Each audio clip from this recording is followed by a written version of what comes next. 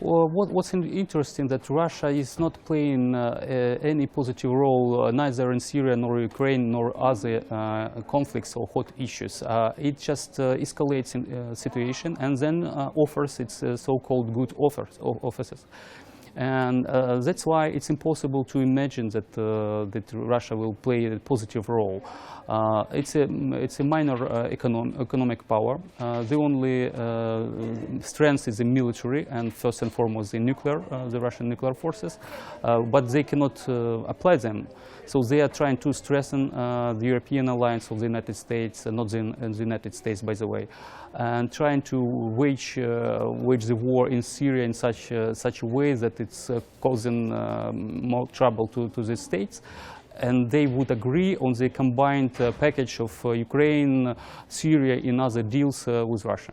Yeah, it seems to be that it was a complete failure of Putin to just to change the agenda of Obama and to push him to negotiate the fate of Ukrainian state. And actually, if Obama or other Western leaders are to agree on such a deal, I mean, above Ukrainian head, about our consent on this, they would have violated the core principles of the free world and European Union and the United States.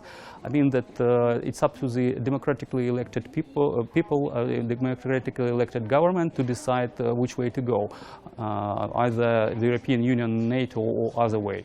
So it's crucially important for the West not to violate the principles they stand for, and they show that they have no willingness to do so. Russians were trying to portray their relations with China as a of strategic importance for both countries, but in reality they are just major partner for the United States. Russia is a junior partner of China, and China is more interested in developing relations with the United States. And actually the agenda of G20 meeting, including the liberalization of trade, finance, putting more regulations and other to develop new economy. It's more in line with the United States policy rather than the more protectionist, more conservative policy of Mr. Putin.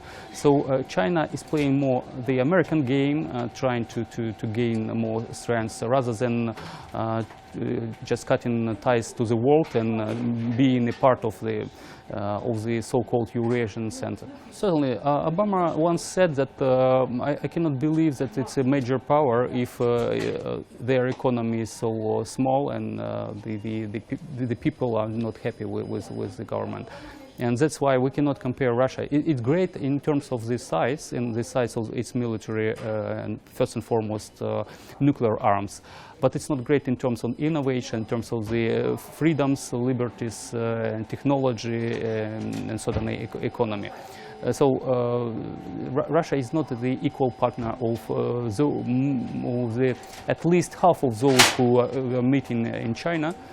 Their economy is not booming, vice versa, because of structural problems, because of downfall of prices on gas and oil and other commodities, and certainly because of sanctions.